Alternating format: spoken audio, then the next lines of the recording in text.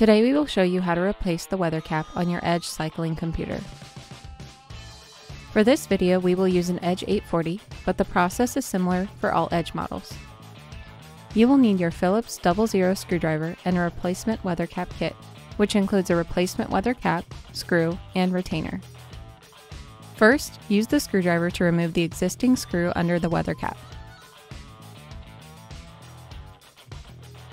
Next, remove the screw, retainer, and existing weather cap. Tip over the edge to release any broken off material inside from the original weather cap. Place the new retainer clip onto the new weather cap's rubber anchor. Then insert the screw.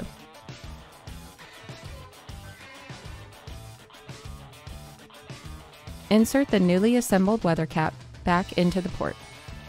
Use the screwdriver to insert and tighten the new screw.